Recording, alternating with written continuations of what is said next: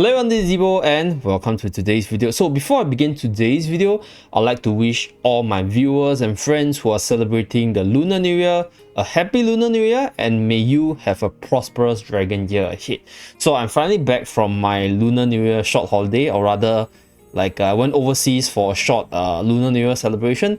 And in today's video, we are back. I'm gonna answer to all the requests by one of the viewers who left a comment to ask me to do an endgame account review to showcase my strongest teams. So for those of you guys who do not know me, I'm just gonna briefly share about how long I've been playing the game. So I've been playing AFK Journey since I'll say June, July. So it's been about, I'll say like 6 months plus, right? Maybe because I wasn't really very into this game at the start, but as I grinded later on into the game, I saw like how fun this game could be, and the later part of the game actually enticed me a lot. So I actually run 3 accounts. So every single time I finish the campaigns, I finish the story mode, I actually move on to a new one. So I actually have a lot of different experience as I try out different builds on my different accounts, and I have both a spending account and an account which I spend money on, as well as free-to-play accounts, right? As you guys can see, this account itself is one of my free-to-play account.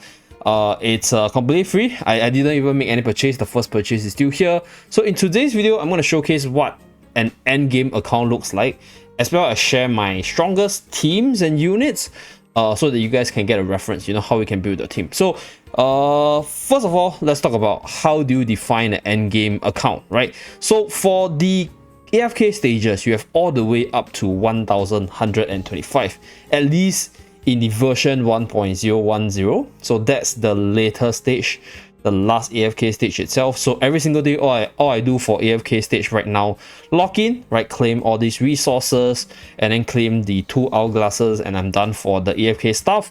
And then for the story mode, right, pretty much everything 100% for chapter 4. I'm a little bit lazy to explore everything, but I'm pretty much done with the story. It's just that like that very last few chests and missions I didn't clear results in this 99% over here for chapter 4, but I'm pretty much done for this story mode as well. Then for the other late game contents, give me a moment, right? We have legend trial, so max level on everything for this account itself, free to play by the way. So it's a game mode, or rather this game I'll say it's a mix between it's relatively free to play friendly if you're not too focused on the rankings, right? The more player versus player centric contents. So you can clear this, you can do story mode, and for Arcane Labyrinth, right, I can do all the way until difficulty 10. Difficulty 11 is a little bit tough, at least with the current iteration. I need like multiple Supreme Plus, probably need I think one more or 2 more in my hero pool, so that I can try to push through 11. But 10 is more than enough because I'm able to get the max gem rewards every single week. So that's something which I appreciate, right? Max gem rewards. Then we can do battle drill, do dream realm, right? Top 10 consistently, as well as arena, right? So that's for an end game account, what an end game looks like. So next, I'm going to talk about the heroes or units I focus on for this account and explain like why I actually built my account this way. So my mentality in terms of playing this game, or rather on my different account, is to try out different builds. Like I want to try out, like, okay, let's say if I go fully committed into a Wilder faction, if I go fully committed into the Graveborn faction, how will the account look like?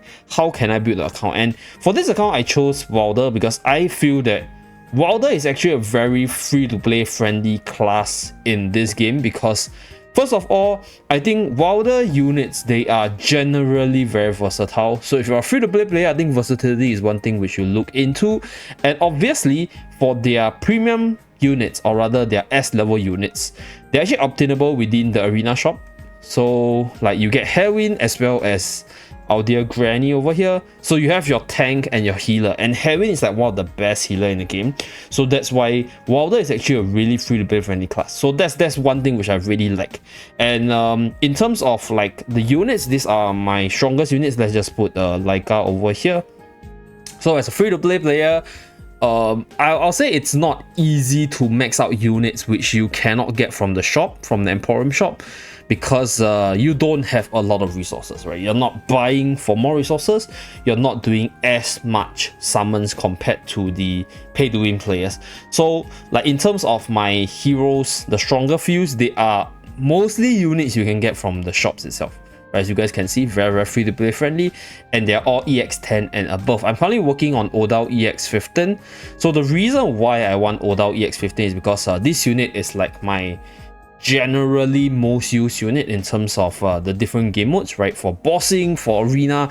And to me, like, I always deem Odal as a SS tier unit. Like, I'll explain more about it, but this unit is just generally really versatile and really good no matter the situation, and you can't go wrong with Odal basically. So that's why I'm gonna get him to plus 15. Usually free to play players shouldn't be focusing too much on the plus 15 portion, but for me, I have a different way to build this account, and the opponents that I'm facing in arena kind of forces me to go into this. So that's I'll explain it in another video for arena, more in depth maybe. If you guys want to see it, do let me know down in the comment section below. So these are the strongest units. So the Hippogene that I went for is Scarlita, and I can simply tell you I don't regret Scarlita because she is also pretty versatile, maybe less versatile compared to Reina, but she is really good in arena, which is something I love. Like, the one of my favorite game mode is arena, so I'm going to showcase my arena teams in general. Dream Realm, I won't really share a team because for Dream Realm I actually run different teams, right? Even on a free-to-play account to maximize my damage,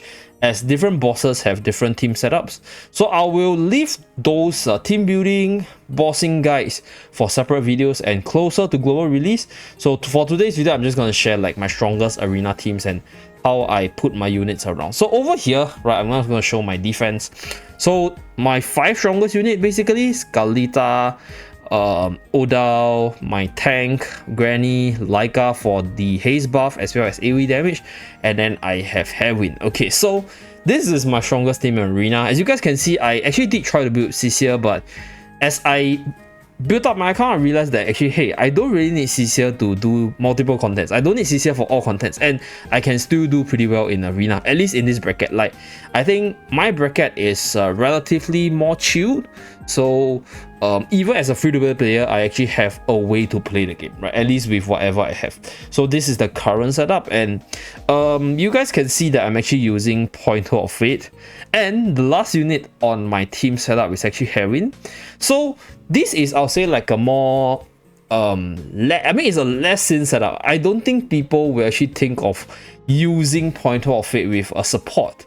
But Pointer of Fate, other than providing the attack speed buff, right, has this control immunity. So giving to support units with really powerful ultimates is really good, because another artifact known as Temporal Loop is very common in arena. So being able to bypass Temporal Loop, being able to cast your ultimate as fast as possible, Heroine's ultimate is amazing, as well as being able to get your ultimate off first compared to your opponent is going to give you a hit advantage. So that's the current team setup, and this team setup, I'll say, to a certain extent counters Reina, but I'm not gonna talk too much about that because arena actually itself has a lot of depth to it. So I'll also leave it for a separate video closer to global release to talk about arena itself. So this is my strongest team. The rationale: you need a tank, you need a main DPS, which is Odal, Scarlita more of utility semi-carry, Laika semi-carry buff, and then Heroine as a support healer. So that's my team setup. Bracket itself, usually I'll say top 10 in terms of ranking. My bracket in terms of arena for this account is relatively active, so I love it. Like, it's pretty boring if you just sit down there and, you know, nobody attacks you, and then you just lock in, hit some people, and then you're done. So being able to like be strategic with who you attack, as well as how you play arena, is pretty fun, at least to me. So that's something which I enjoy, and that's for arena. So for today's Dream Realm, I'm just gonna showcase my team that I'm running. Not the best damage, but I'm basically playing with whatever I have. So Odal, right, melee, pretty good carries for this game mode. Then I run Rowan because Rowan in terms of this account, it's pretty high in terms of ascension level as well, providing heal, providing energy cycle, and then we have our good old Smokey for the attack buff as well as the heal, and then we have our dear Scarlita, right, for utility as well as semi-carrying for more damage. So that's the team setup for Necro Drake itself. So that's for this account, and yeah, I guess that's pretty much it. For Arcane Labyrinth, it's at least with the current iteration, there's not too much you can do with variety, right? Usually for Arcane Labyrinth, it's always your strongest units because the quality or the tier of unit matters more, at least in the current version. So moving forward, I actually saw some improvements in the Bomb Voyage server, so I think they're going to bring it over, and by then we will have a greater variety in terms of what formation you can use. So that's something which I mentioned about in my previous Bomb Voyage features to come. Really appreciate that. And yeah, that's pretty much it for this video. So just a simple sharing of my free-to-play endgame account, how it looks like, my strongest unit, my team, how it looks like, and maybe in the future in global I'll do another review, maybe with my global account, and see how it runs from there. So thank you very much for tuning in. Do remember to like and subscribe to see more AFK journey contents from the channel, and I'll see you guys again in my next video. Bye guys.